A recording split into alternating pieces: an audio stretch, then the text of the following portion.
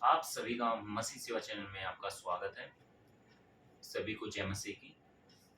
आज हम आपको बताने वाले हैं कि प्रभु यीशु कौन थे, कब आए थे और वो क्यों आए थे।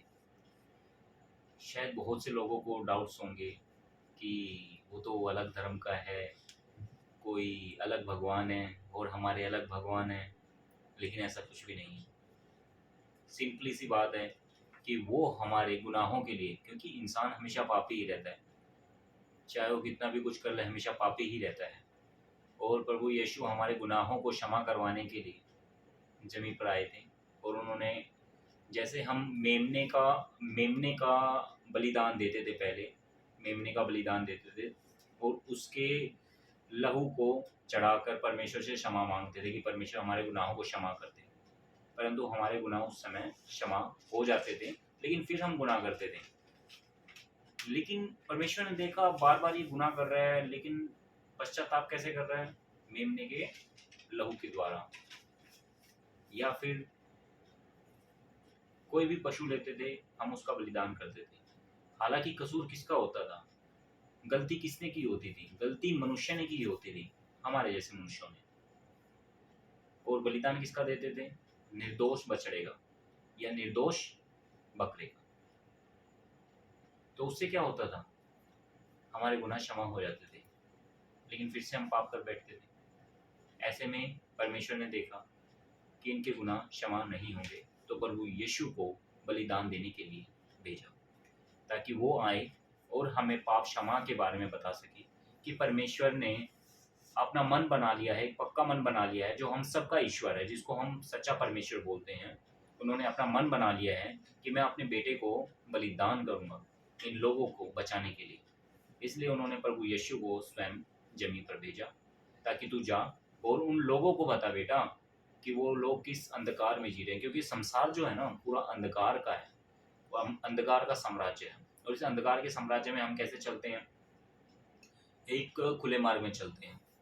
हमें परमेश्वर के मार्ग का नहीं पता। हम आराधना करने जाएंगे बहुत दूर दूर, हम प्रार्थना करने जाएंगे बहुत दूर दूर। किसी को नहीं पता परमेश्वर के राज्य का। क्यों नहीं पता? क्योंकि अंधकार है। अंधकार में भाई क्या दिखाई देगा? कुछ भी नहीं दिखाई देगा। अंधकार तो अंधकार है। अंधकार में आप चल के देखो, ठोकर खाओगे, गिर जाओगे, कुछ सामने होगा दिखाई नहीं देगा। इसलिए परमेश्वर ने एक ज्योति को भेजा। ज्योति मतलब स्वयं प्रभु यीशु, कि हमारे लिए एक ज्योति आए। और उन्होंने हमारे पाप क्षमा के लिए अपने शरीर का बलिदान किया। कहाँ पर? क्रूस पर। और उनके लहू के द्वारा हमारे पापों की क्षमा है। जैसे पहले मेंढे बकरे का लहू देते थे, चढ़ाते थे वेदी पर, या फिर कुर्बानी करते थे, अभी वो खत्म हो गया। अब प्रभु यीशु ने स्वयं आकर अपना लहू बहाया क्रूस पर और हमारे पापों की क्षमा दे दी। लेकिन प्रभु ने प्राण देने से पहले कहा कि ये प्राण देने की और वापिस से ले लेने की भी सामर्थ्य मुझ में है। ये प्राण मैं इसलिए देता हूँ क्योंकि जो बंदी होते हैं, मनुष्य बंदी है अंधकार की शक्तियों से, उनको मुक्ति मिल सके। आंखें होते हुए हम देख नहीं पाते, कान होते हुए हम सुन नहीं पाते, मुंह होते हुए हम बोल नहीं पाते। इसलिए परमेश्वर ने कहा जो तुम्हारी आंखें हैं वो देखने भी पाएगी, और कान है वो सुनने भी पाएंगे, और मुंह है वो बोलने भी पाएगा। अब वो बात क्या है? आप बोलोगे क्या हमारे पास तो आंखें हैं, क्या हम देखते नहीं है क्या? अभी बहरे हैं क्या? हम कान होते हुए, मुंह होते हुए बोल नहीं सकते क्या? बोलते हैं हम तो।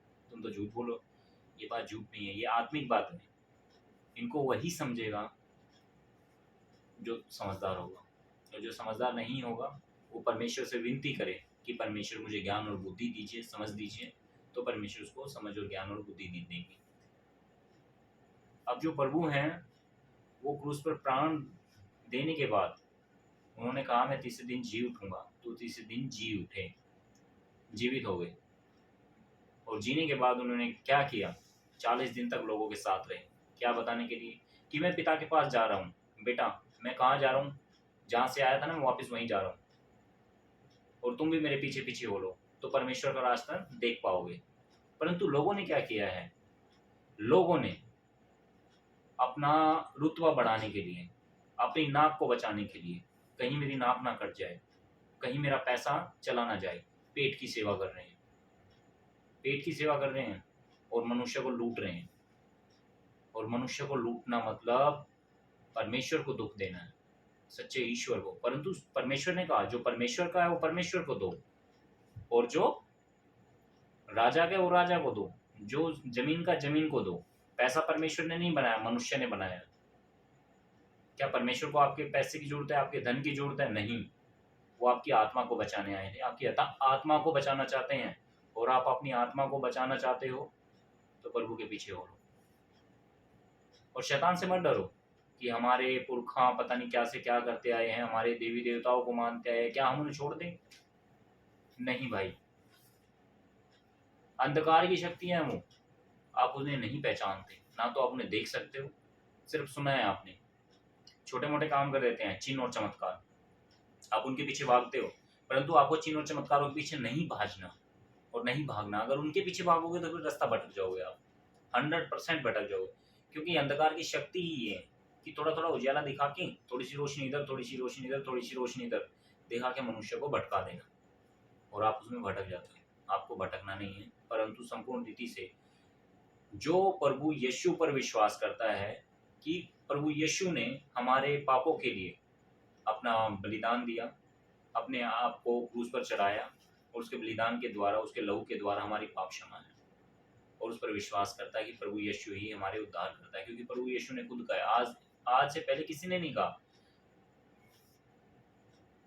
आज से पहले किसी ने नहीं कहा, मार्ग, सत्य और जीवन मैं ही हूँ, जो कोई मुझ पर विश्वास करे मर भी जाए तो भी जीवित रहे।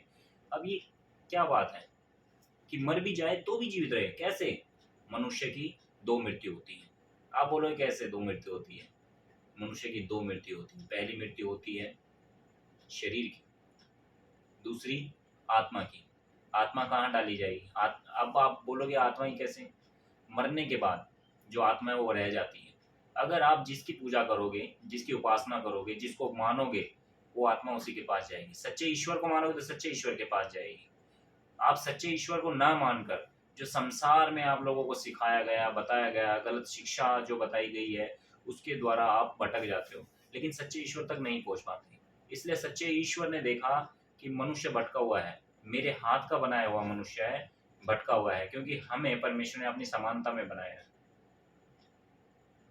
इसलिए वो नहीं चाहता था, और आज भी नहीं चाहता कि उसके लोग भटकें।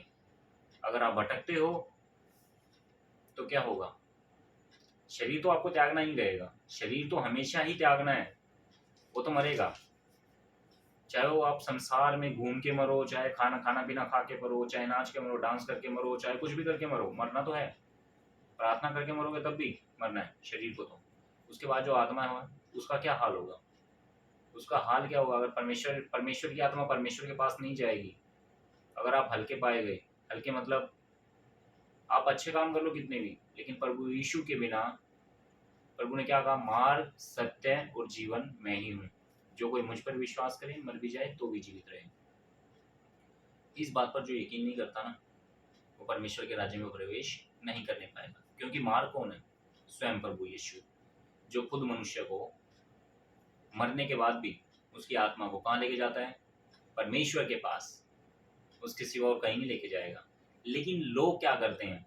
अपने खुद के देवी देवता बना के बैठे हैं, अंधकार की शक्ति होगी, देवी देवता बने हुए, और क्या करते हैं? चिन्ह और चमत्कार, कुछ समय के लिए धन दौलत सोना चांदी ऐशो आराम दे देते हैं। हाँ, मान लो उन्होंने जिंदगी भर भी दिया, लेकिन परमेश्वर ने क्या कहा? पूरा संसार जीत लो और अपने प्राण की हानि उठाओ, तो उससे तुम्हें क्या लाभ? क्या लाभ होगा?